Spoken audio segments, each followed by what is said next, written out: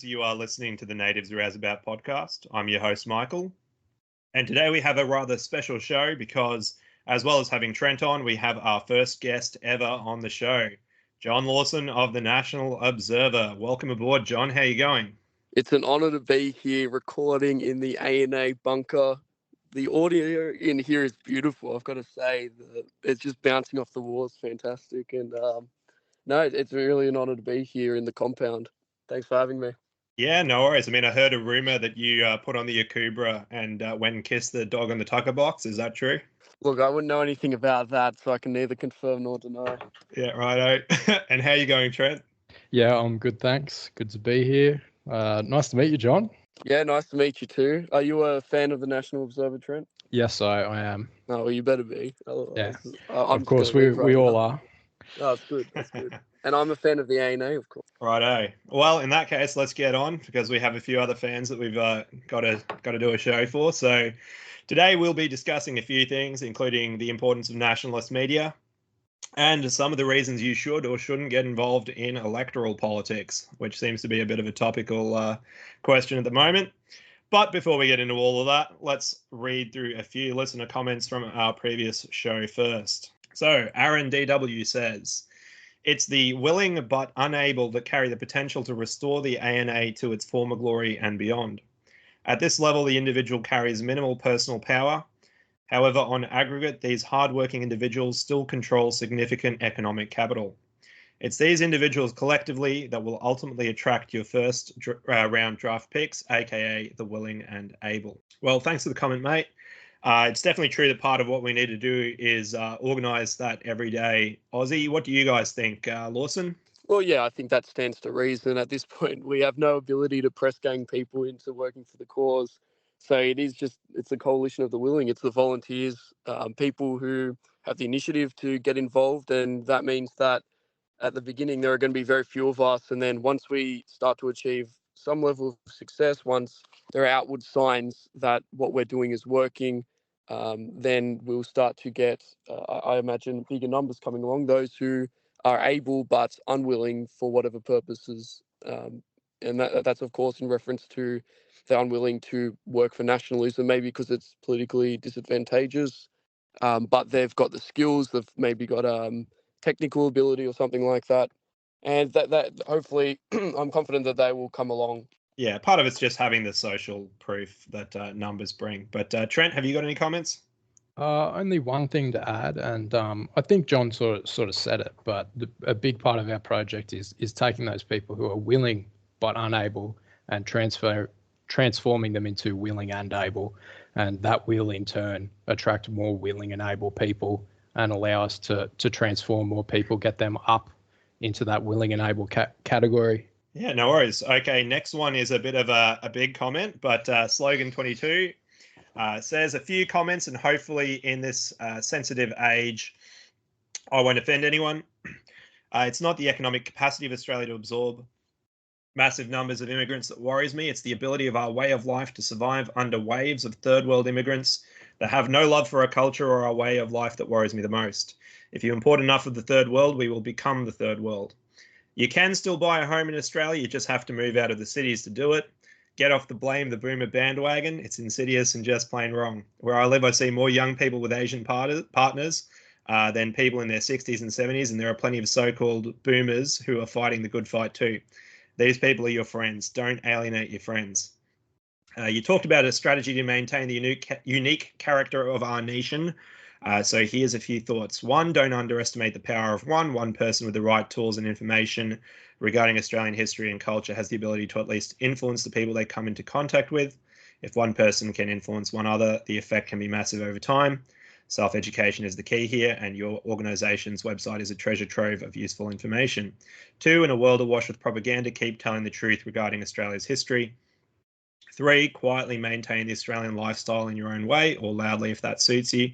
4, be persistent in the face of the relentless government and media drive demoralisation program. In the words of a former American president, Calvin Coolidge, nothing in this world can take the place of persistence. Talent will not. Nothing is more common than unsuccessful men with talent. Genius will not. Unrewarded genius is almost a proverb. Education will not. The world is full of educated derelicts. Persistence and determination alone are omnipotent. Thanks again. Thanks once again for the time and effort you blokes put into these rouseabouts. Looking forward to the next one. Yeah, and thanks for the extensive comment, mate, and a fair bit that could be unpacked here. So again, let's turn to John first. Are the boomers our friends? Well, I'll keep my comments short. Just say that I will never stop blaming the boomers, and you'll have to steal my criticism of the boomers from my cold dead hands. So I'll leave it at that. Well, only to say that, look, I think it's got to be carried forward. The nationalist movement has to be carried forward by young guys. I mean, we appreciate what the boomers have done insofar as it has been productive, but a lot of it hasn't been. And for that reason alone, I don't think it's bad to appeal to younger people on the basis of the fact that we were sold out by those who came before us, those who didn't live up to their duty. But yeah, of course, the good boomers they can escape some blame, but I'll leave it at that. Not all boomers, right? That's it. Yeah, and we do have the occasional boomer in the ANA. I think we might even have one or two guys who were in the original Natives Association. So carrying that legacy forward somewhat. Trent, any comments? There's a fair bit to unpack here, but we probably don't want to spend too much time. Yeah, I've got a few comments on it. I will try and keep it brief. He said he's not worried about the economic capacity of Australia to absorb massive numbers of immigrants, but just the ability of our culture to survive. And I would say I'm worried about both. I don't think it's a one or the other. I think that's definitely a both, and that might get to a bit of the crux of the issue between the young guys and the older guys who are established and do have assets and wealth, maybe not quite understanding some of the difficulties we are facing as young people in this country. Later on, he says you can still buy a home in Australia. You just got to move out of the cities. That's true, but it does come with a few pretty big caveats that it's not that easy. There's a lot of other factors. A lot of the places outside of the cities, the house prices might be lower, but the standard of living, the work opportunities are also lower, and things like crime and drug use are a lot higher. So it's not as easy as just get out of the cities. So it's true, but there's got to be the caveat put on there, and I think that's where we butt heads a lot with the older guys, is that they don't put that caveat in. Other than that, thanks for the comment, Slogan 22, and I really enjoyed that quote from Calvin Coolidge. Yeah, I thought that was a really good one. It's right. We've just got to be persistent and keep putting the message out there. And as he said, the website is a treasure trove of useful information. So if you want to educate yourself on Australian nationalism and its history, definitely look at the nativist Wikipedia that some of our guys have put a lot of time into putting together. Okay, last comment. Jimmy Call says Australian settlers should resign and allow migrants to work and pay for settlers. Survival on social security, demand quality public housing, etc. Have big families. We need a crash for rebirth. No point working and keeping the current system rolling. Thanks, Jimmy. So what do you reckon, boys? Time to stop working, leech off the system? Well, yeah, I saw a Smash Capitalism poster on a derelict building the other day, and it said, your work is upholding the system. So that really inspired me. I've actually quit my job, stopped paying. I live in a hole underneath a bridge. And any moment the system's going to topple over and collapse under its own weight. No, I mean, I think that's a bit ridiculous. People should be working harder. That's my opinion. People should be working harder, establishing their own businesses, trying to really excel in their career in studies, if that's what they're up to at the moment. I don't think that I don't believe in the communist nonsense. Yeah, I largely agree with that. I think the one exception is for those people who are willing to sacrifice everything and just become full-time nationalist activists and just run around and do activist stuff. That's possibly the one case where it's justified, but I don't think it's a winning strategy without having other guys who are working hard, going through the universities, getting those positions of influence and power. I mean, migrants are taking advantage of the good nature of white Australians and the people that built this country and the social security that we established for our own.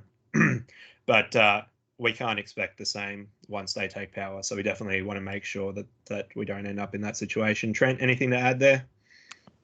Just that this plan's totally sort of predicated on the coming crash that just may not be coming.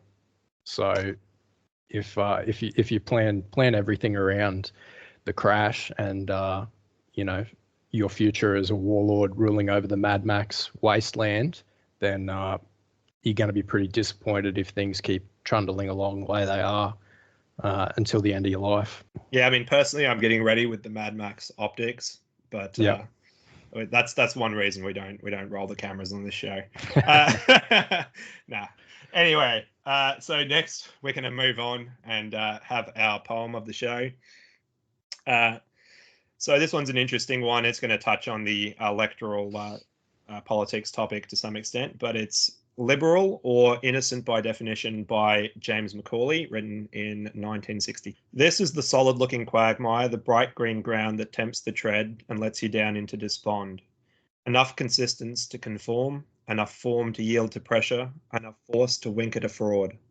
Unbiased between good and evil, the slander's only what they're told, the harm's something they didn't mean. They only breathe what's in the air, they have certified pure motives, so pure as to be quite transparent. They are immune, are innocent. They can never be convicted. They have no record. This poem really needs a chorus, spoken in dialect by the damned who live like frogs and have learned quag talk. On the one hand this, on the other hand that. Having regard to, I heard for a fact, what one would want to say about this is, that's not my point, and where are we at? All right, so that was Liberal or Innocent by Definition by Mr. James Macaulay. So I'll give a little bit of context. For those who don't know, James Macaulay, along with Harold Stewart, both authors of the Ern Malley hoax against modernist poetry, which was basically a troll of this modernist poetry publication called Angry Penguins. So they created this fictitious persona and then just wrote some junk poetry for it, much as you get with these junk papers and stuff these days. People will troll the academic industry with papers and so on. But they both sort of like hated the modernist trend of looking at the language and not really the meaning of things. And part of that was that they were both interested in traditionalism with a capital T. So the movement inspired by Rene Guénon and Julius Evola. But whereas Harold Stewart lent more into that Orientalist aspect of Guénon, and he, I think, settled in Japan, Macaulay converted to Catholicism, became a conservative culture warrior, and founded the infamous or famous conservative journal Quadrant, depending on your viewpoint. And so this poem is really sort of his attack, indictment of the Liberal and the Liberal Party, the creature of the party machine, who just, has the quag talk of the last stanza. On the one hand, this, on the other hand, that, having regard to blah, blah, blah. Right, but they have, as he says, no convictions. They can never be convicted. They have no actual ideological standpoint. Anyway, what did you guys think of this poem, Mr. Lawson? Well, I guess I'll speak a little bit to what you said about the meaning of the poem, and I have to fully agree with that. In that, within the Liberal Party, there is very little conviction. At least from what I've heard, there's very little actual principle being displayed in any decision made. It's all about who has the votes, who has the power, the branches, the delegates, the executives, things like that. So at the end of the day, I mean, yes, the poem is absolutely correct. We'll get into this a little bit more. I actually think that is an advantage to us who are outside the political system, that those who have a knowledge of the techniques of the political party can actually, I think, take advantage of the fact that no one has principles to use the party to our advantage. But we'll get into that a little bit more later on. But that's my thought. Yeah, perhaps that's the bright green ground that tempts the tread. There. Yeah, and I'm the Hopefully, you frog, I won't think. be let down into despond, though. Trent, Trent, what are your thoughts on this? I found the second stanza, which I'll read, enough consistency to conform, enough form to yield to pressure, enough force to wink at a fraud. When I read that, just Scott Morrison appeared in my mind's eye. That was the thing that was immediately conjured to me, his face. And I didn't know about this Angry Penguins poetry hoax before, and I did a little bit of reading about it, and it's pretty funny. And it's that, man, they used to take poetry so seriously back in the day, and it was also good to hear some historical stories of trolling. Very nice. Indeed. I think for me as well, unbiased between good and evil, I think that's Macaulay's Christianity coming in a bit there. You know, the importance of being able to discern between good and evil is that sort of primordial principle. And if you're just chasing the votes and you're not standing on a ground of objective morality, then, I mean, you're not going to actually achieve anything. You may get elected, but your civilization is going to collapse. And of course, this poem was written in 1963. Not much has changed, and it's, you know, been 60 odd years. So, Well, I guess maybe this will lead into the topic that we wanted to discuss, but it said that Menzies, by the end of his life, didn't vote for the Liberal Party anymore. That was under Fraser. yeah. Anyway, so Macaulay founded the conservative journal Quadrant, but Mr. Lawson, you happen to run a conservative journal of your own.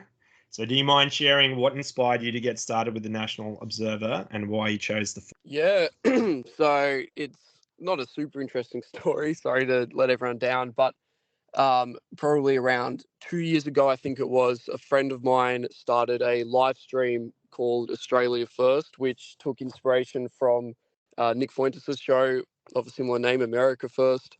And it basically it was an attempt to represent Australian nationalism and comment on day-to-day political news.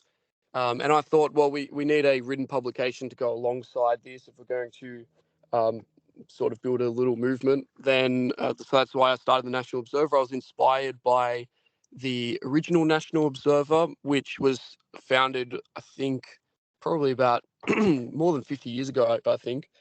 And they were a quarterly journal. They put out a publication, 4 times a year. I mean, that's obvious. Much like, I think, Quadrant. I think they do something similar like that.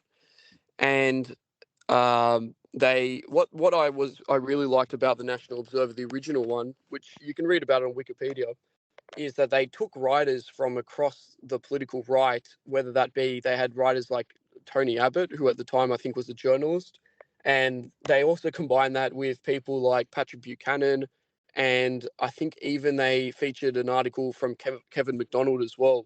So it was this blend of taking these further right thinkers and slotting them in between a lot of really high quality commentary on foreign policy. Well, it was very much focused on foreign policy, but also social issues, topics about Aboriginals and Australia's immigration policy, things like that. But then also throwing in this blend of pretty exciting and out there political right wing political ideas. So I was inspired by that idea. In that I sort of hope to, with my writing, reach an audience of people that don't necessarily agree with us when they first read the article or when they first start looking into the National Observer. But I hope that through reading it and being directed to various other writers and thinkers, they can come around to seeing our point of view. And in that way, I hope that I can win over people who are already within the conservative, within the country, whether that's the Liberal Party or think tanks like the IBA, the IPA. And in doing so, hopefully we can start to shift the consensus among those within our elite political institutions. That was my thinking behind it. And it sort of continues on that way today. So we're I think 2 years almost coming up on the podcast, just celebrated its 1 year anniversary. And hoping to continue it on into the future. All the while, the Quadrant has declined over time. Now they've got new leadership. I think it's a woman. I don't know exactly what her deal is, but she is not quite as conservative as it used to be under the Keith Windshuttle, which is unfortunate. But there are many alternatives popping up by the day. We've got the Observer and Review, which is now available, and that's sort of an answer to Quadrant's Left Wing Turn, and then of course the National Observer. But yep, that's my story. Yeah, nice. So you talked about shifting mainstream conservatism further right or to a more principled position. So what would you say the main political or philosophical ideal is there that you want to shift them towards? Is it that sort of Buchanan paleoconservatism, or is it, national libertarianism, as you've spoken to different libertarians, or is it something else? Like, what would you characterize your own position? I definitely wouldn't say I'm a libertarian in any sense. So I have spoken to people from the Libertarian Party, notably John Ruddick, I think, and also, of course, Lockie Lade, who's the Senate candidate up in Queensland. And although I think that the Libertarians could be, and I mean, that's looking more dubious by the day, a vehicle for immigration reform, that I still don't subscribe to any kind of libertarianism. So I'd describe myself as something like a nationalist Christian, in that, well, maybe more specifically, an Australian nationalist Christian, in that the principle that I'd like to see Australia's political right embrace is a focus on the nation's good as their foremost goal. So that means that when they're deciding immigration policy, they're not thinking about how can we best benefit those living in India or those living in China, how can we integrate into the Asia Pacific. They're thinking about how can we best benefit Australians. And Australians, of course, being those descended from the original Australians and those who have integrated in. So that would mainly be Anglo-Celtic and European Australians. So that's who I really want to put first, and whose interests I want to see put forward in politics, especially from the right wing, which is supposed to conserve their interests. When they talk about conserving various things, whether that be traditional values, they'll talk about marriage and so on. I'd also like to see the actual people of the country preserved and conserved. That's the first thing I'd like to see instituted. And I think underneath that, there has to be that understanding of objective morality, and for that, I specifically subscribe to Orthodox Christianity. I don't think that Orthodoxy is going to become majority religion in Australia, not for a very long time at least, despite my best attempts. And so I'd like to see basically just any form of traditional Christianity rise to the fore again as a governing principle within Australian politics, within the family, and within the nation. Yeah, I think that's a very good statement, and very nativist in terms of your definition of who an Australian is. And it really is amazing that you have even these supposedly nationalist parties like One Nation come out and talk about, Australian values and Australian culture and Australian principles and Australian that and this and that and so on and so forth. And yet there's this massive blind spot where they won't talk about the actual Australian people, the Australian ethnicity, the Australian race, however you want to put it. And that seems to be, across the board, even on the right of the Liberal Party. You'll see people appeal to these sort of, Western values, let's say. They might not, I'll probably still, put the Australian flag out there along with the Israeli one, of course. But, they miss out on the ethnic. So why do you think there is that a blind spot? And do you think there's a way of getting any of the parties to acknowledge actual Australians as a people? I don't think any of the established parties will do so, for the simple reason that it is basically impossible to run a successful political campaign in 2024 Australia, especially as a major party, but also as a minor party increasingly, that doesn't appeal to various minority ethnic. I mean, when we're talking about mass politics, we're talking about trying to win a majority of an electorate. These electorates these days, these suburbs that some of us grew up in, and we've seen them change beyond repair, beyond what we originally saw them to be. So suburbs that were once, for example, a majority Anglo-Celt or majority Italian or something like that, we go to them now and There's a lot of Indians renting there. There are a lot of Chinese who have integrated more so into Australia's middle class. So trying to win these electorates is basically impossible unless you're willing to go and play this minority ethnic interest game where you're taking a photo with the hijab, or you're taking a photo with the turban, with the Israeli flag in the background, which that's sort of necessary for a different reason, not because you need to win an electorate, but because you need to win the donors is a little bit more of the reason behind that. So I don't think that we're going to see any existing party that doesn't hold nationalism as its founding principle, or it's the principle around which it wishes to gather people. I don't think we'll see any of them recognise Australia's true ethnic stock, unfortunately. So that's my long-winded answer. But I do think it's possible, but any party that does so will be stuck as sort of an activist minor party permanently, and it's going to have to win increasingly smaller electorates, as in smaller shares of electorates, in order to hold any sort of power. Yeah, right. So with that said, what do you see as the role for independent nationalist media? I mean, you've talked about trying to shift perhaps political actors, let's say, to the right, but if that's not possible, or if the sort of structural incentives are oriented so against us, is there another role for nationalist media, or what do you think? Well, I think there absolutely is. Media can speak to any portion of the population that picks up their headphones and puts them on. So I think that with media, it's completely different. You're accessing the various parts of society depending on who you're talking to in your program, or who you're writing for, really. So it doesn't have to win a majority of people. All it has to do is interest or win over or inject your ideas into the minds of a politically interested minority who will then go on to involve themselves in politics, meaning that it's far more reasonable. I think that we're going to see someone within the establishment already, or a collection of people within the establishment, start to put our ideas into motion, as opposed to those who have to really think about how are we going to this electorate and then implement our ideas. That process alone is such a colossal one that I don't think that it's very difficult. I don't think that's impossible. It's very difficult.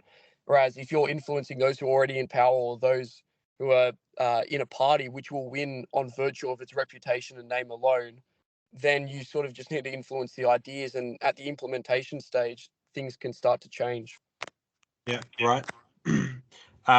So what do you think is the pathway forward for the nationalist movement in Australia? Is it just focusing mostly on that, or is there other elements that need to be looked after? Well, I'd say that you guys are doing a great job looking after those other elements. Of course, you do this podcast, but the Australian Natives Association is also organising a committed community of Australian nationalists.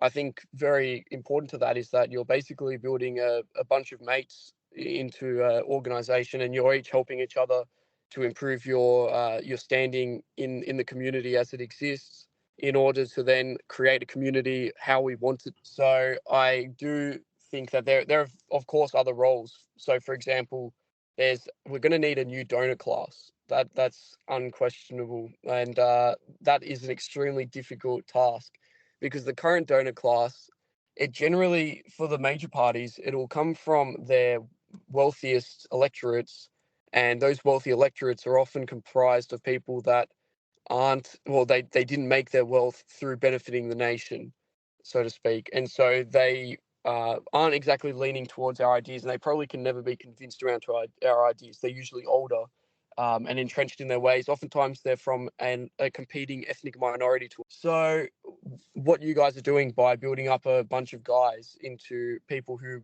may one day have high earning capacity, you're building up a donor base without even that being your primary intention. Of course, there's also various other things. I mean, some say that activism is important. I don't think that is really the way to go. I know you guys disagree with that.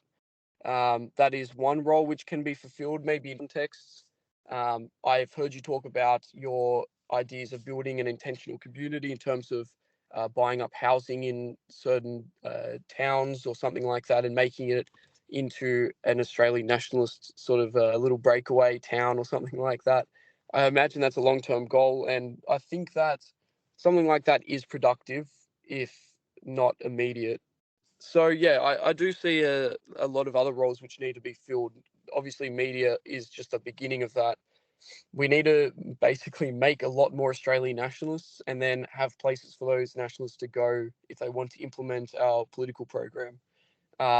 So sort of departing from what you guys do, I'm interested in getting those guys into politics, into the political establishment, and particularly I'd say the Liberal Party, and this is in dispute now, but the Libertarian Party as well as the various orbiting organisations which lead or fund the Liberal and Libertarian parties. Yeah, well, I'll hand over to Trent in a moment to if he's got any questions, but I'm just interested in what you just said in terms of being a bit disillusioned by the Libertarian Party, yet I mean the Liberal Party is still worse, right? So is the sort of focus on the Liberal Party just based on the brand recognition and their established donor class and so on?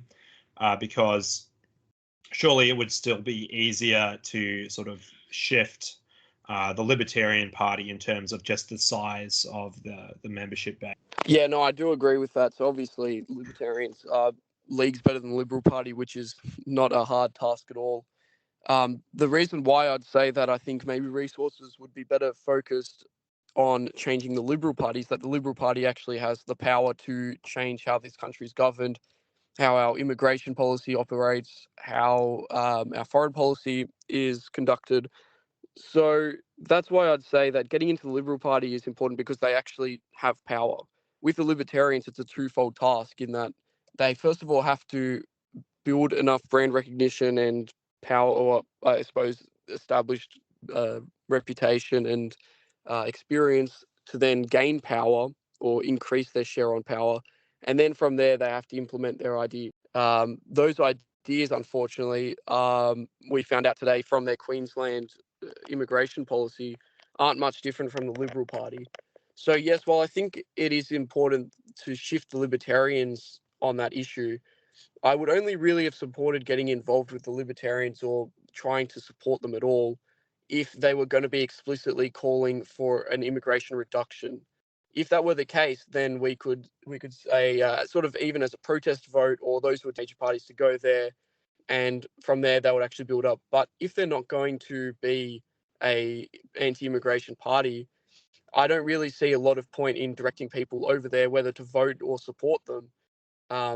If then we're going to have to also fight a battle to get their policy in where we'd like it to be.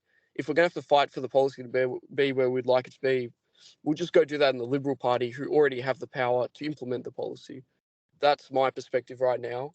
I wouldn't discourage people from joining the Libertarians if that's their inclination, but at this stage, I think that resources are better spent on joining the party personally. Okay, fair enough.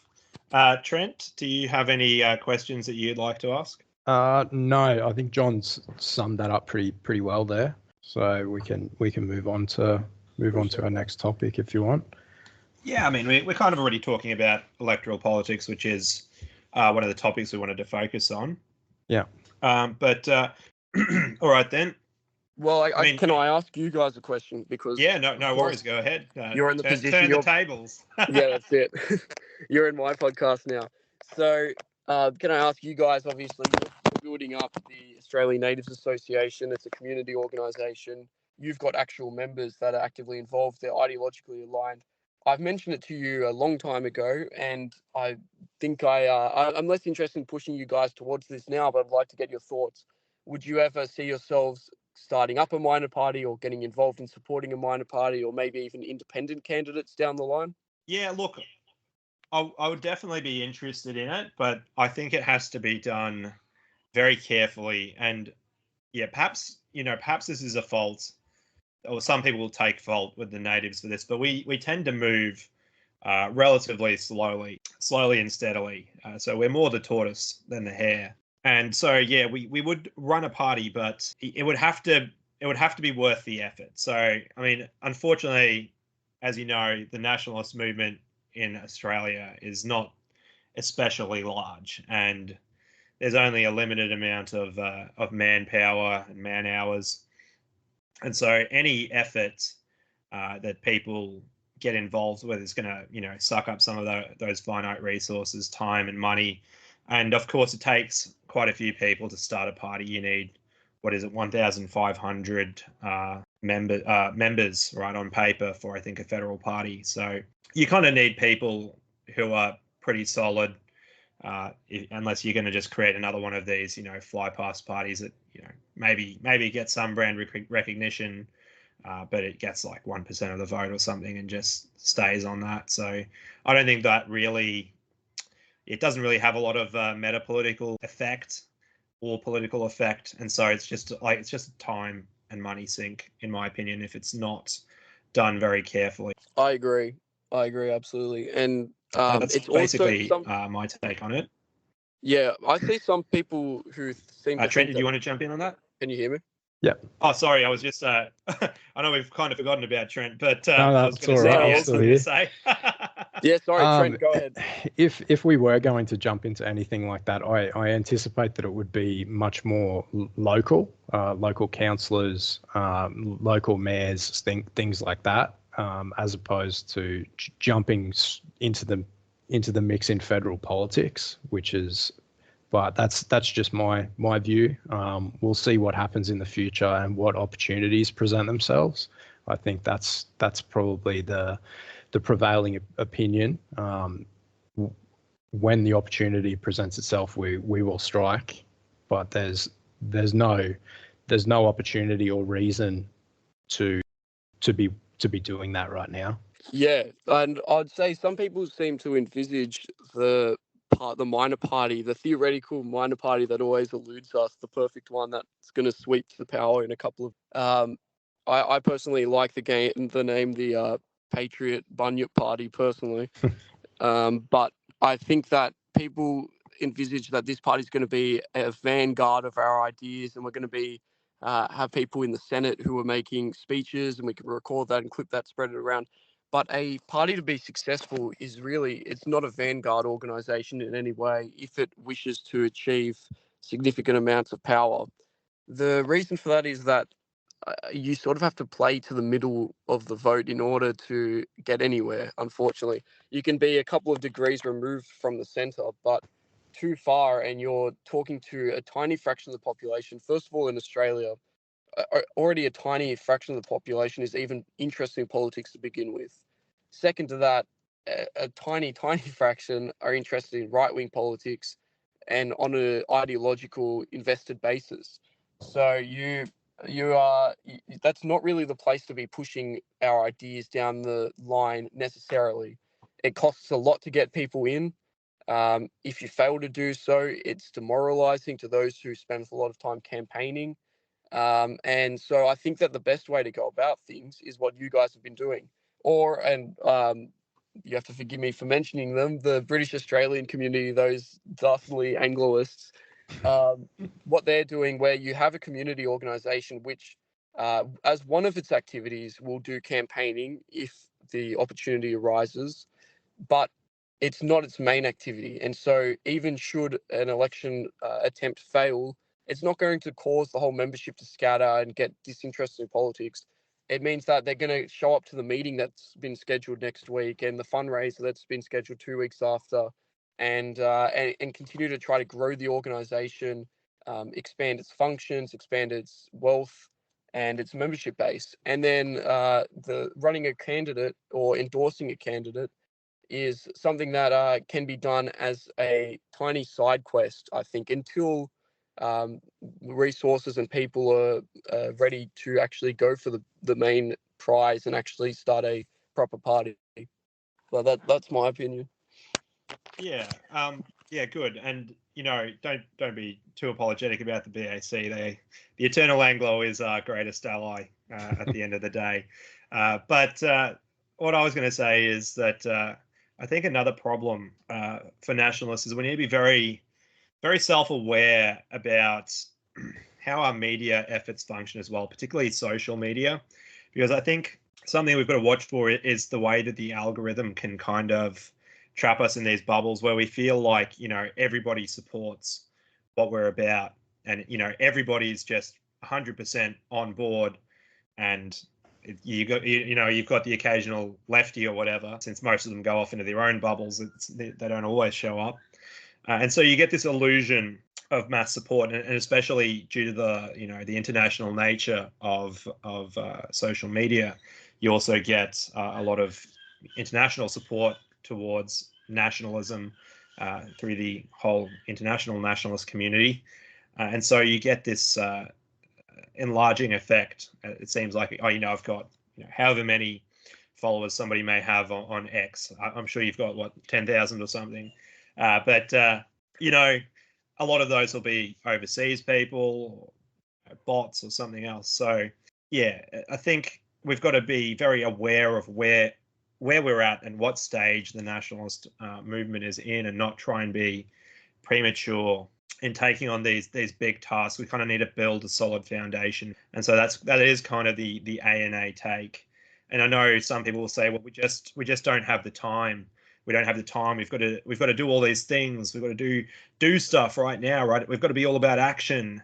Well, the thing is, we are taking action. It's just action that is, as I said, more the tortoise than the hare. And I mean, the Macaulay poem, 1963, nothing's changed. And you can say the same thing for nationalism. People have been involved in almost every aspect of nationalism over and over again, and it just doesn't ever seem to go anywhere. So I think we've got to slow down a bit and be careful about it, and think it through, and have a bit of a long-term perspective. And even if we, don't change the whole world overnight, we've got to kind of leave something better for those who come after us, something that then they can take to the next level and build up in stages. So that's what I would say. We don't really want to jump into things too quick. I wish all of our problems could be solved by rounding up the boys and showing up at the local branch of the Liberal Party and flipping some tables and getting our guys, elected in pre-selections. But our problems are just so much bigger than that. So it's a shame, but that's the situation we're in, and that's how we need to move forward. Yeah, I think again, it's also the fact that it's not just nationalists versus everyone else or the normie in terms of liberal entryism. I mean, we're looking at bloody Indian entryism in one nation at this point. So electoral politics is pretty bloody far gone, and the Chinese, the Indians, they're all already working to take that slice of the multicultural pie, that slice of multicultural Australian politics. And so you've got the organized Indian community, the organized Chinese community, and so on, all sort of working to infiltrate these groups as well. So if you don't have the base to outcompete these other competing factions, I think entryism is going to be really hard to pull off. So that would be one of my criticisms. John, do you have a response to that? Yeah, so my response would be that if you speak to people who are involved in Liberal Party stuff, you'll find that you're doing a lot of recruiting of people that aren't really ideologically aligned to do a lot of, I guess, campaign work for candidates that aren't that great. So I guess that's kind of the gameplay cycle for Liberal Party stuff. And you're right in that basically numbers are power. So to give a bit of an explanation, you have branches, and there's usually a couple of branches per electorate. Within those branches, whoever has the most number of members, they're able to then choose the executive of the branch. The executives of the branches are then able to do things. They're also able to choose the candidates. They're able to pre-select candidates. And so if you're able to branch that quote unquote, which is spoiler alert, the only kind of basically sort of involvement in the party there is. What I mean by that is that none of it's organic. There's no person walking in off the street, or very few walking off the street and saying, I'd like to join the Liberal Party today. what it is it's people going along to the nearest Albanian, schismatic church, trying to recruit everyone there, getting them into a branch, convincing them that the other faction is anti-Albanian, and then getting them to vote for your candidate or your executives and go from there. So the problem is that white people just aren't that interested in politics anymore these days.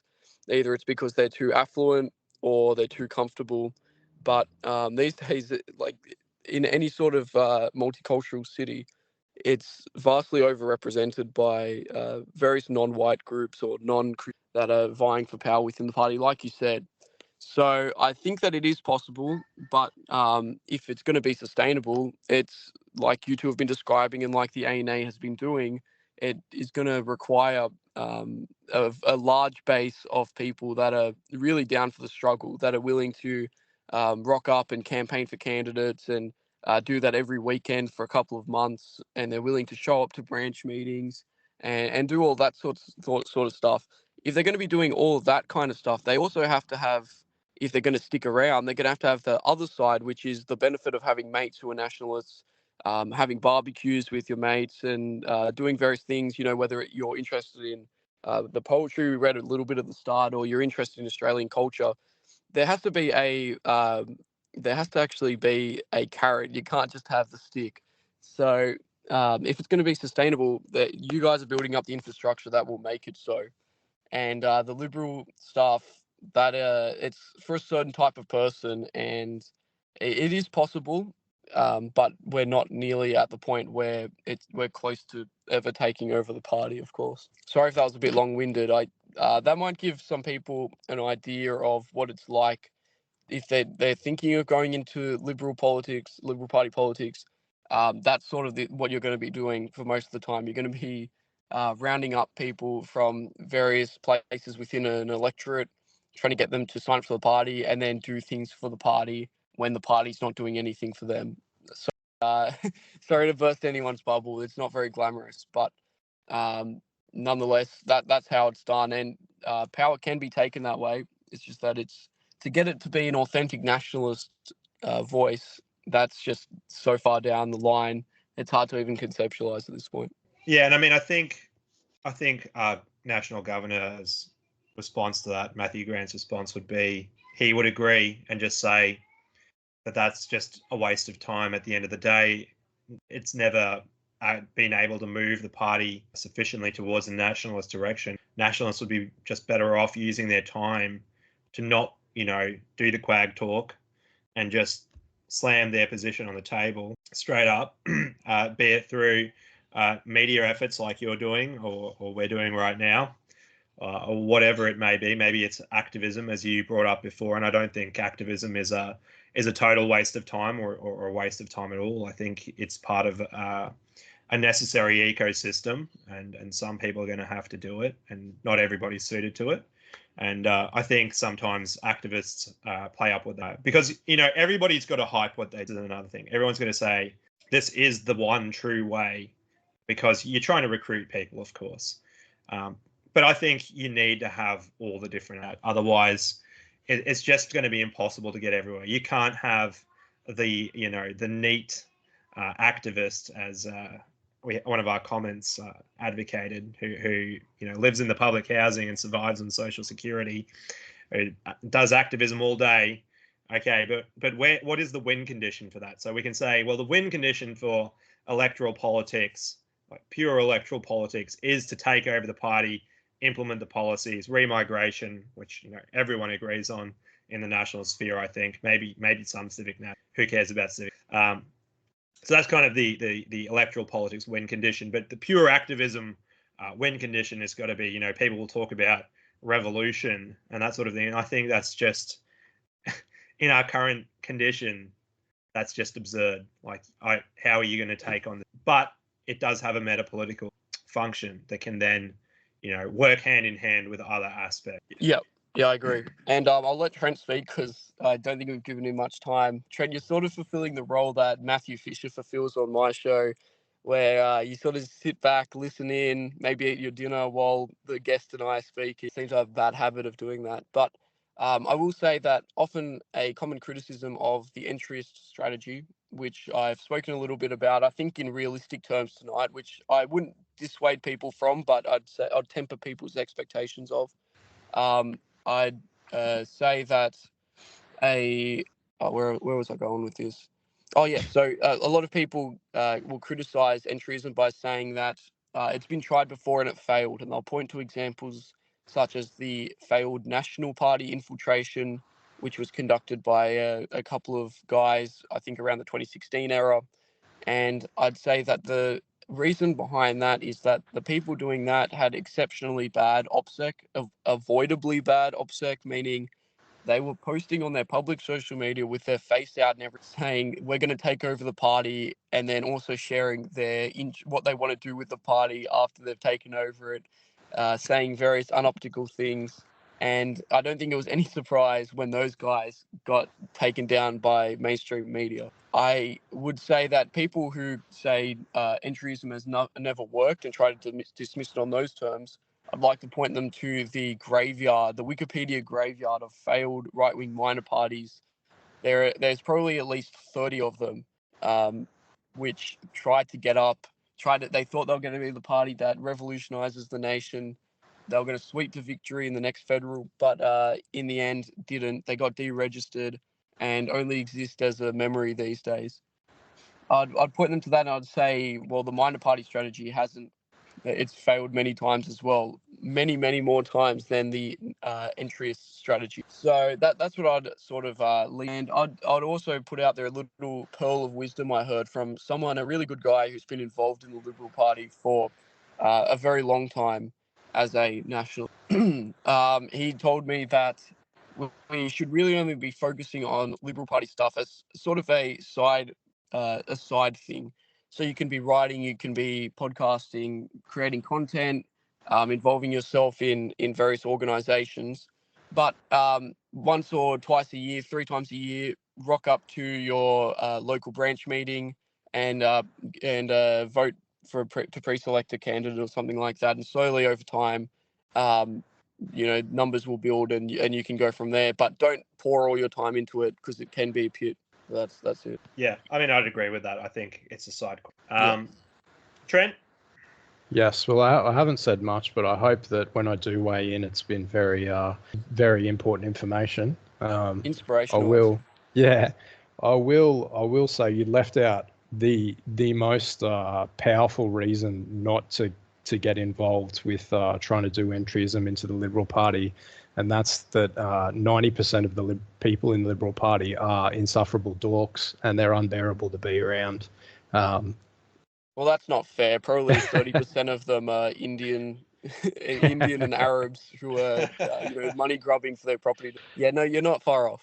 All right, so I think we've kind of run our course with domestic politics. So if we're happy, I thought we would have a bit of a read through of one of the articles on your lovely publication, Mr. Lawson, and but by one of our guys, Elias Priestley. So it's the need for a nativist multipolar future, and then we could perhaps unpack a bit, foreign policy a little bit, and some of that stuff. So I'll just start reading. The need for a nativist multipolar future. So, several voices have recently begun suggesting that once more there may be an electoral path forward for Australian nationalism. Ho ho, we've been discussing this. Such a path will require courting existing powers and influences, and will also require nationalists bring something to the table. I believe that what we can offer is a realistic path forward in resolving the contradiction in Australia's foreign policy between sub-imperial support for the US rules-based order, a euphemism for empire, and good relations with China. This contradiction manifests domestically in a conflict between multiculturalism and preparedness and defence. My suggestion is that a nationalist path forward requires us to embrace the nativist view of Australia, which sees our nation as having its own unique culture, interests, and ethnic identity separate from the British and American imperial projects, allowing us to take a more independent line in our region in the context of a regional and global realignment towards a multipolar world order. So that's just the introduction, but I think there's a little bit there that we could maybe unpack a touch, because it does sort of connect what we've been talking about to foreign politics. So Would you agree with that, Mr. Lawson? Or That we're drifting towards a multipolar future, do you mean? yeah, that, and also that perhaps one thing that nationalists can bring to the table is a path forward in resolving, that contradiction between sub-imperial support and trade. I'd say that I think that, look, it's hard to imagine nationalists even having a conversation, having a voice in that conversation at the national level. But I do think that our solution is the most reasonable in that it steers clear of the warmongering of the neoconservatives and also the capitulation of the left. I mean, we can look back at what people like Keating were saying about Asianization, about how Australia needs to try to integrate with Asia, and that means importing people from Asia and basically just becoming like China. And I'd say that the nationalist view is the best way to avoid strife and conflict. And it is also the best for the region. It's good for the whole world that Australia is in the Asia Pacific region, that we exist. And it would be better that we exert and flex our muscles a little bit, exert our influence here. So I would be in favor of us sort of working to control the various little nations all the way along the Pacific Islands. That's my take on it. Righto. Perhaps we'll keep reading a bit through it, and then we can stop and discuss some more of the details. So, the geopolitical and foreign policy problem. In a 2022 quarterly essay, Sleepwalk to War, Australia's Unthinking Alliance with America, Hugh White argued that Australia can no longer rely completely upon our US alliance for our regional security and our foreign policy posture. Drawing a parallel with our experience in World War II, White points out that Australia was woefully unprepared for war then, as it is now, and we were shocked when the British Empire struggled to allocate enough resources to our theatre to keep us properly defended against the Japanese. Our current complacent reliance on the US, a relic of the unipolar moment, now rests on what he calls a delusional exceptionalism which fails to take into account the mundane economic arithmetic of population and productivity. This economic arithmetic currently points squarely towards the rise of China as the major regional power and a serious rival for the US. Some might point to the US Asia pivot under Obama and the creation of Quad and AUKUS as evidence that America has the tools to maintain strategic primacy in the Asia Pacific region, but a closer look reveals a number of cracks in this facade. Let's look at Quad first, the security dialogue between the US, Australia, India, and Japan. As White points out in his essay, this dialogue certainly involves a lot of meeting and talking. However, it has so far failed to produce any concrete results. The key to Quad is supposed to be India. The whole point is to add India's regional weight to the commitment that Japan and Australia already have in maintaining US strategic primacy in Asia. The problem with this is that India has no real interest in this beyond defending its own immediate sphere of influence in South Asia. It has no need to commit itself to defending East Asia and can be perfectly content with Chinese domination of Taiwan, Korea, and Japan. Furthermore, as White says, Delhi refused to condemn the Russian invasion of Ukraine with the other Quad members, and this shows the obvious fractures in what is meant to be a regional alliance vital to maintaining US interests. While Japan is perhaps somewhat more reliable, it also has options outside of continuing to align with the US, and this leaves Quad looking very shaky. From the Australian domestic perspective, it gets even worse. Our movement closer to India has resulted in a shift towards massive Indian immigration into the country as an alternative to our previous focus on Chinese immigration. If the Indians were reliable allies, ethnically European and part of Western civilization, this would be fine, but they're not. If anything, they're looking to establish their own geopolitical interests and become a significant pole in the emerging multipolar world order. Exactly like the Chinese, they have a history of being dominated by European colonialism, leaving them with the same resentment and nationalist ambition that is driving China's rise. Currently, Australia is simply replicating with India the problems that we already have with the Chinese fifth column in our country. And this leaves us back where we started, with the US and the ANZUS and AUKUS treaties. You would think at this point we would be on more solid ground, but this is where White makes a simple point. The American alliance is based on the interests of the US empire, and if China's containment becomes unrealistic for them, Australia may be cast off to fend for itself. Rising political sympathies in the US for American isolationism under an America First policy platform makes this even more likely now than it might have been in the past. Global multipolarity will further incentivize American isolationism because just like in the 19th century, there will be no clear threat of a Eurasian hegemon rising that could threaten US interests in the Western Hemisphere. With growing problems domestically, the US may decide that it's simply not worth fighting a war in Asia over Taiwan to maintain a strategic primacy that they just don't need. All right, so that's the first big chunk of it. Trent, I might turn to you first this time. Do you have any thoughts on that? Yeah, well, obviously I'm a nativist, so I'm in very strong agreement with the introduction, and I think everything in that second section just backs up the need for us to have a nationalist policy, or nationalism driving policy. If you look at one particular aspect or one topic, just our relationship with China, where we're simultaneously importing just copious quantities of Chinese immigrants, while we're simultaneously agitating their government and doing all this saber rattling. It's just insane.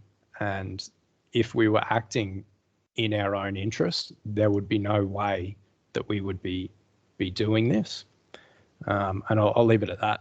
Yeah, and obviously, as Mr. Priestley mentioned, being replicated with the Indian fifth column now, which I think is also fundamentally quite hostile to us. You know, the Indian may put on a friendly face when he's serving you at the servo, if he's actually behind the counter, and you don't have to bloody well retrieve him from at the back where he's on the phone doing either a scam or a call center job. Yeah, it isn't easy under Albanese, that's for sure. Okay, Mr. Lawson, let me turn to you. What do you reckon with this? Is this, basically a correct appraisal of the situation, or do you think we can rely a bit more on the America First guys, having come from that sort of scene? I don't think that we can rely on another country to support our interests, and I certainly don't think we can rely on a dissident movement for our foreign policy. Sorry, a dissident movement in another country for our foreign policy. Fortunately, I think in Australia, the aims and the needs of our government and our foreign policy regime sort of align with nationalists, in that hawking with China is also good for us in terms of pointing out the foreign ownership of various parts of Australia, whether that be companies or land, from people in China or the Chinese government. And further, you can also then, it's very easy to extend that into a criticism of cultural domination, of immigration from those countries into Australia, which of course is a main focus for nativists and for nationalists. So in that case, I think that it's actually somewhat easy, well, not easy, but it's far easier to get Australia's governing elite to support nativist and nationalist ends in its foreign policy than it might be for America, which is, as the heart of the empire, far more caught up in the global intrigues that an empire is. We can sort of, all we really need to do is distance ourselves more from America to become more independent. I'd say that is tied directly to acquiring nukes, to developing a real nuclear program. And if we can do that, if we can start to exert our independence a little bit, even somewhat in that regard, even Britain, to the similar degree that Britain does, I'd say that would put us in a much better situation. And that's not too far from where we currently. In terms of our alliance with India, of course, that's a little bit different.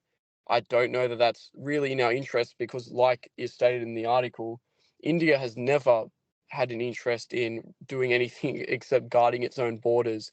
It's been fixated with Pakistan since its creation, and of course, China is its other major threat in the area. So they're not in any way really aiding us, except that they manage to keep our GDP constantly going up thanks to their infinite population. It's like Age of Empires. You know how in Age of Empires, the Russians, their special ability is that you can train troops really cheaply, because you can just spam out troops and send them into other enemy camps. That's sort of the Indian ability, is that they can just infinitely boost anyone's GDP with adequately well-trained programmers, which could be just chugged into the economy. So that's the only way in which we allegedly benefit from our allegiance, in my opinion. But yeah, as far as I'm concerned, I think we should try to exert a nativist sort of independence from everyone else. From there, as in implementing that, it sort of only takes a few tweaks to our current foreign policy to do that, I'd say. Yeah. Yeah, I think it is the big problem at the moment that, our rulers seem to think they can perpetually play this game of pitting one group against the other, divide and conquer. We've got a few too many Chinese, we'll bring in, the Indians. And of course, it's going to be the same problem. And we already know that. For some reason, they don't seem to realize this, but okay. There are too many Indians. I don't know. Who are they going to pivot to? Maybe they're going to bring in, people from Papua New Guinea, and that's kind of anticipating something that comes up later in the article, or maybe it'll be Indonesians or something, right? There are other groups out there that potentially envisage this desperate government turning to. If they just insist on playing the same game, it's just ridiculous. They keep bringing in more and more factions, and I think eventually it's going to be too much to juggle. But the alternative that we present is really quite simple and appealing, which is to just, stop pitting different groups against each other and just take our own side and present ourselves as our own sort of pole in the region that has its own interests, just like the Indians have their interests, just like the Chinese have their interests. And we have to understand that it doesn't just apply in terms of foreign policy; it has to apply domestically as well. You can't have this ridiculous split where you imagine that you can import all these Chinese and then have hostile saber rattling, as you said, towards China. So it is a very difficult situation, but yeah, I think it is an area where we maybe have something to offer, as long as we're careful, because the flip side of it is that we all know the meme, right? The saber rattling starts and you start to see the ads pop up of the strong white soldier in the army, come do your patriotic bit. I think we just saw it in the Australian recently. And so it's got to be a matter of, all right, we will take our own side in terms of foreign policy if our bloody government takes our own side in terms of domestic. I mean, we cannot allow a separation between these things. 100%. Our interests and the interests of the regime are not the same, but in some ways they are sort of aligned, and that can be good for showing people our ideas and our alternatives. Yeah. All right, let's keep going, because I think we'll finish this one off and this article, and then we'll probably leave it at that. But yeah, the next section is an emerging multipolarity in the Indo-Pacific region. So on a more optimistic note, this same rise of a multipolar world order that incentivizes American isolationism also decreases the likelihood that we'll be swapping American for Chinese unipolarity. Even China's regional power and influence will find challenges in Russian military power and India's growing economy. Indonesia, too, is projected to grow into the world's fourth largest economy by 2050. This will leave Australia with a rival on our doorstep that will present a far more credible threat to us than China. Papua New Guinea is another area with the potential to become a problem for us, although more as a flashpoint for conflicting regional interests or as a possible source of mass migration rather than as any kind of geopolitical rival. So what does this all mean for Australia? Our main objective must not be to fall under the sway of any of the new poles in our region, nor continue to sacrifice our own interests in an attempt to prop up declining US power and influence, but to aim for independence and focus on a defensive strategy oriented towards our immediate neighbours. This means rooting out our growing fifth columns and creating a government that actually seeks to create an Australia for the Australian, while acting as a mediator between the US, China, and India in regional realignment towards multipolarity. There's no reason why our people should fight for the sake of Taiwanese independence. And then nativism in Australia is a regional pole. In the end, both Labor and Liberal parties have failed to develop the political and strategic policy resources to cope with the challenges facing Australia in the 21st century. To help put the problem in perspective, successive Australian governments' procrastination and bungling on the submarine issue means that it is unlikely that we'll have a single new sub until 2040. Our diplomacy, which simply presents the US narrative as gospel, has been alienating us from surrounding nations in our region. We are in serious trouble, and the key mistake that has gotten us into this mess is a complete refusal to formulate clear strategic principles and objectives that are in Australia's own interest rather than tacked onto the efforts of some other imperial power. Only Australian nativism can provide us with a path to independence free from subordination to other powers. Domestically, this requires that we attend to that mundane economic arithmetic, that I mentioned at the start of this article, population and productivity. Only nativism has the resources to address these two key factors. On the population side of things, our current situation is bipartisan support for massive replacement immigration from India and China. This will inevitably mean subordination under whichever nation first achieves a majority population. Increased population must mean an increased population of white Australians, the only kind there is. This is to be achieved by remigration of foreigners and the incentivisation of higher birth rates for Australians. Increased productivity could follow from the same policies that Andrew Barton Patterson recommended in his political pamphlet, Australia for the Australians. These policies are land reform and protection.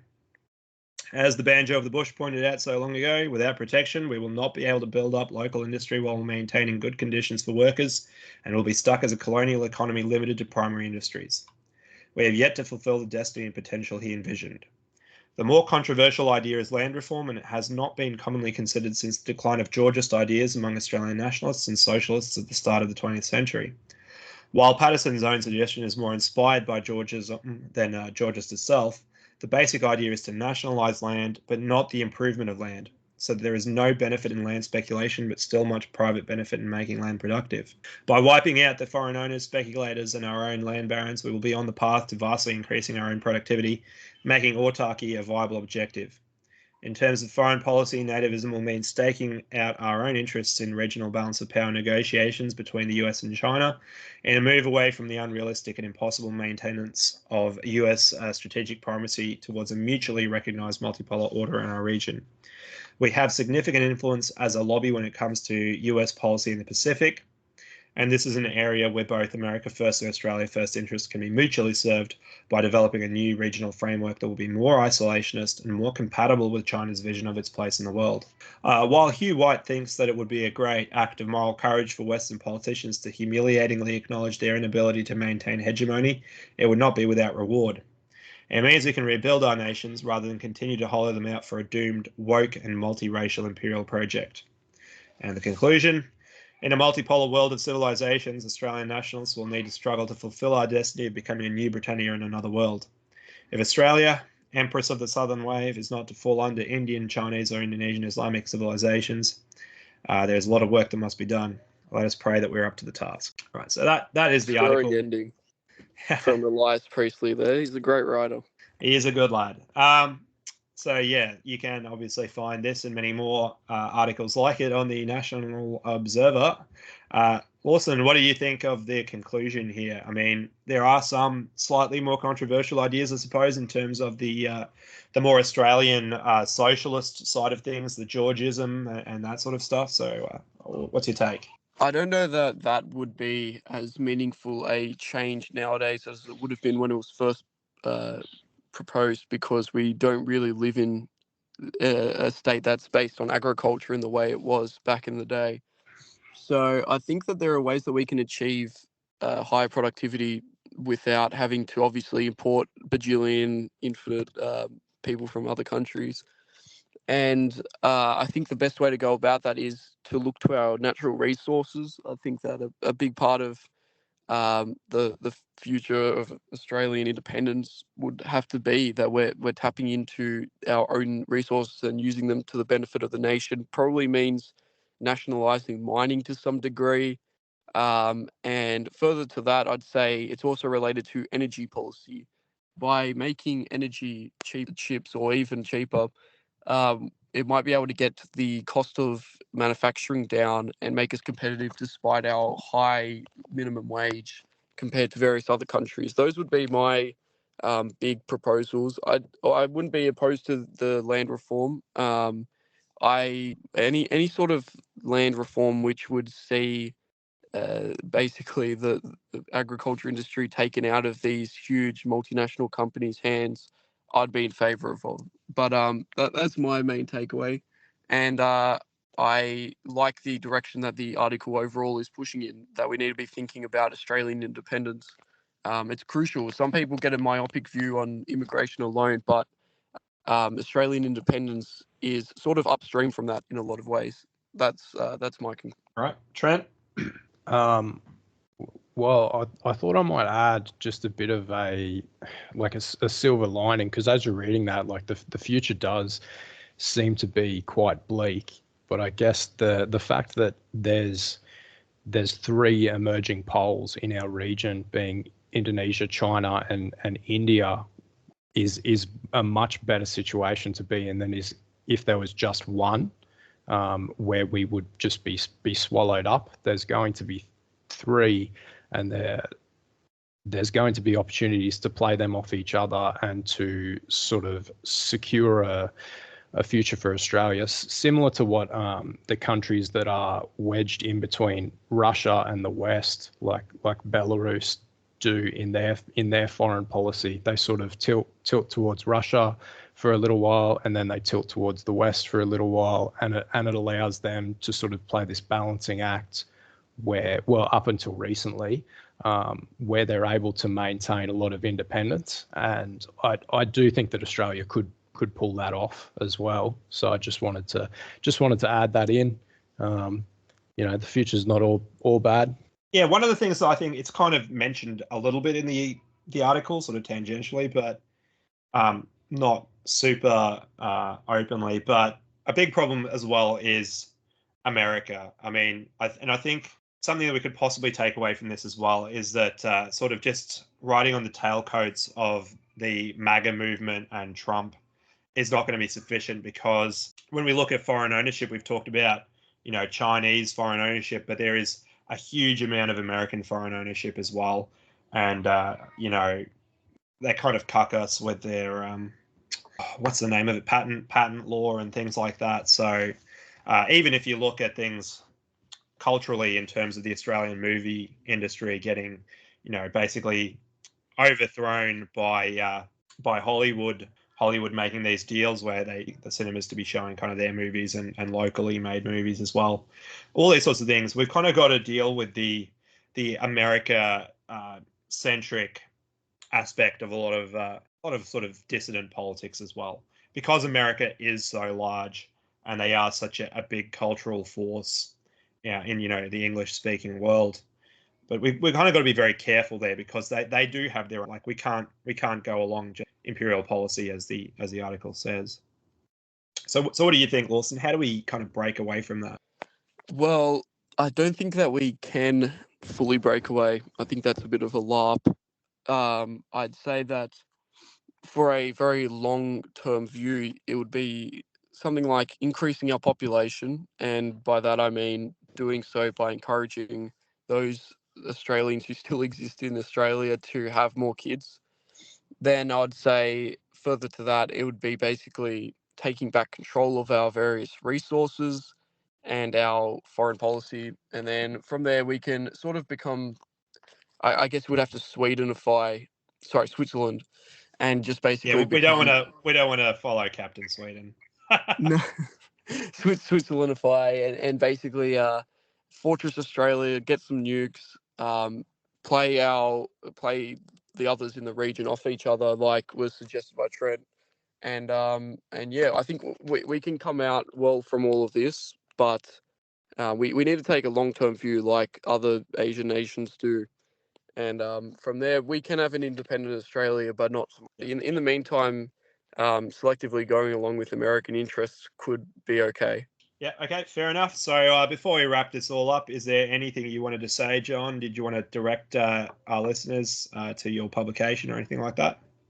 Well, I'd like to direct my listeners to joining the ANA first and foremost, because if you're listening to the Backbench Drivers podcast or you read the National Observer regularly, and that's the extent of your involvement in politics, you're not doing your job right. You have to join up somewhere sensible within politics, whether that's the BAC, the ANA, or involving yourself more directly in actual politics. So Liberal Party, Libertarians, maybe another minor party, depending on where you, and or an independent.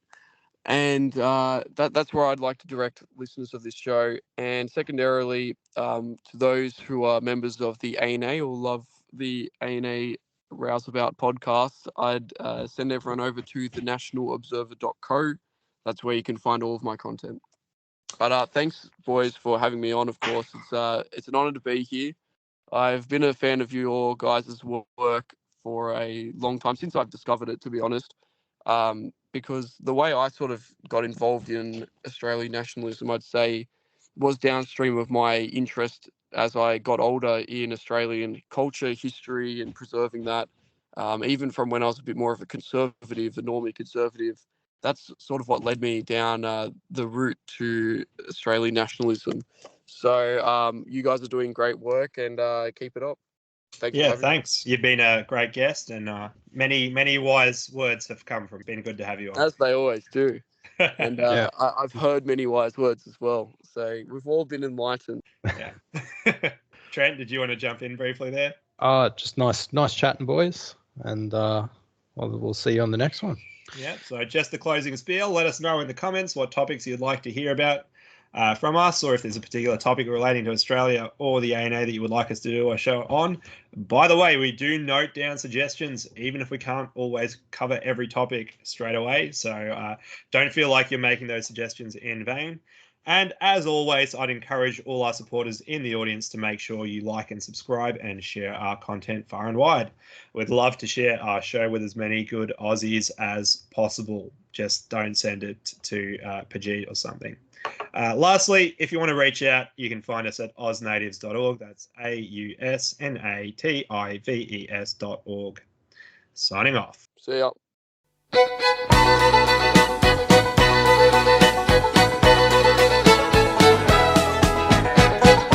Well, little fella's got something to say. Let's give him a go. Well, there's big mobs of rough stuff and slinging of bull dust as it draws close to election day, mate. Well, they're already trying, and most of them's lying to get us to vote for them, mate. They're gonna halt this inflation and fix up our nation if they only did half what they say, mate. We would all be in clover, this whole country over. They're real full of promises, ain't mate? Now remember in drought, when the big frogs came out, air conditioned the whole blasted way, mate. While we battled in grief and awaited relief till the whole of our mob perished, mate. Alright, you blokes, sing up now. Well, there's big mobs of rough stuff and slinging of bull dust as it draws close to election day, mate. Well, they're already trying, and most of them's lying to get us to vote for them, mate. Hey, mate.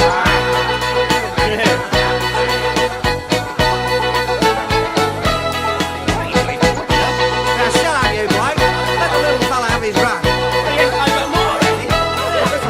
Well, they did raise the pension, but Lord, when you mention the price rise in food every day, mate, I don't know how they're living. This land should be given our old folk a better deal, mate. Well, those spruikers are tireless that you hear on the wireless, with big mobs of nothing to say, mate. But we'll vote for some smarty who's leading some party and hope that he does something, mate. Now, if I were in power, I'd shorten the hour and double our whole blasted pay, mate. With a free beer ration and a flaming good bashing for the blighters that grizzled in, mate. Right here, blokes, one more time. Well, there's big mobs of rough stuff and slinging of bull dust as it draws close to election day, mate. Well, they're already trying, and most of them's lying to get us to vote for them, mate.